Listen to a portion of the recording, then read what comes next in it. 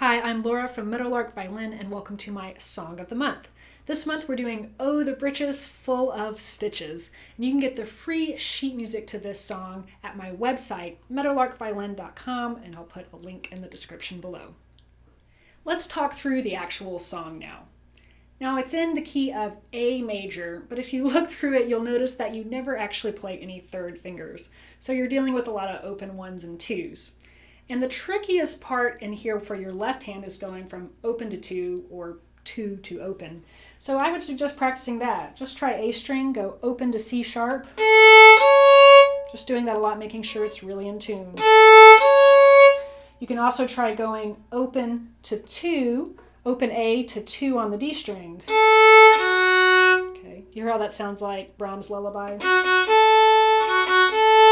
but backwards. Also try that with the E string, E to second finger, C sharp on the A string. Okay. If you get comfortable with that, you will have mastered the trickiest left hand parts in this song. Now let's talk about the rhythm. That first rhythm is a dotted eighth note and a 16th note. Don't worry about that too much. You don't even have to play that rhythm if you wanted. You could play it like 2 eighth notes and it would be fine.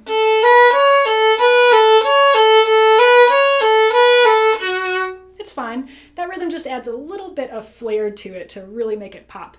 And all it is you're holding that A a little extra long and sneaking that B in kind of right before you change bows or right before you move on to the next note. So long, short, really quick. So that might be a little tricky part right there because you're going really quickly A, B, C sharp, right? The 1 and the 2 happen very quick. So you might just try just those. You could do it separately.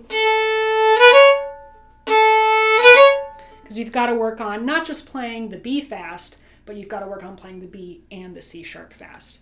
So that might be a little practice spot there as well. Let's start talking through every measure. So the first measure we've got A, B, C sharp, A. So okay. Then we've got just nice eighth notes on the second measure. Okay. Do you see the pattern? Lots of twos and opens. Measure 3 is the exact same as measure 1. Nothing new there.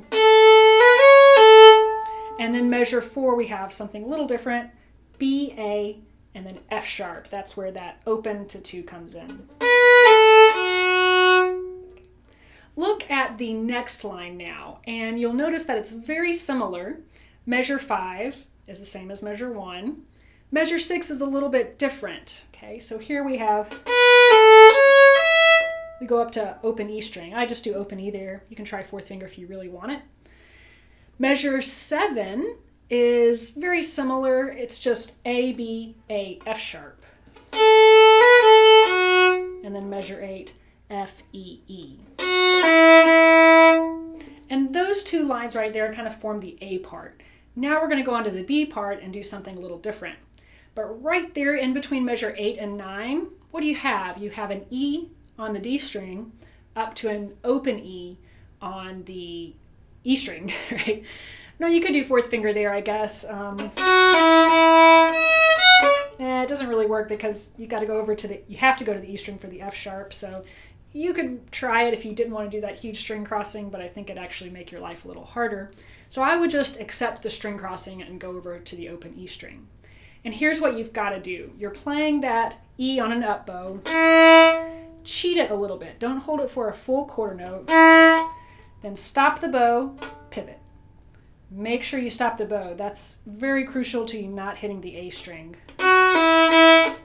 Stop, pivot, and now you're ready to go on the E string. Here in measure 9, I like actually doing separate bows for that measure. It kind of adds something different, a little bit of contrast. So I do all of those notes separate. Just E, F, E, C. Okay, there's that open to 2 again. Then in measure 10, I actually do like slurring these. Right, that adds a nice little contrast. Then measure 11 is the same as measure 9. I do that separate. And then the next measure is just B, A, F sharp. Here again, you have this big string crossing from the F sharp over to measure 13 with the open E. Same thing, you're on an up bow, stop it, pivot, and then you're ready to go. 13 and 14, you've already played those before. That's the same as measure 9 and 10. And then 15 to the end is the only part that's a little bit different. I do this separate, measure 15. And then you end it on an open A. If you really want to get fancy, you can just put your second finger down and slide it up into an A.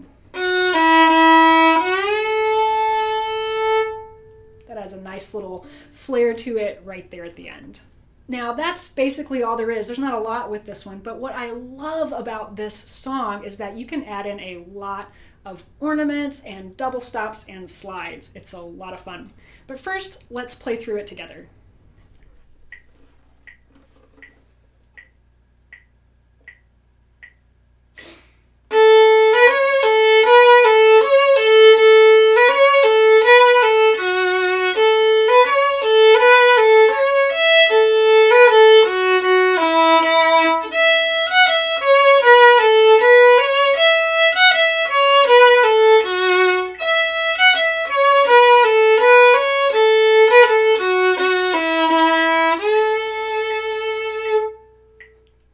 I hope you enjoyed playing Oh the Britches Full of Stitches. Please remember to like and subscribe, and of course leave some comments for me below. What other songs would you like for me to teach you? While you're here, you can also check out that video or that video and have fun practicing.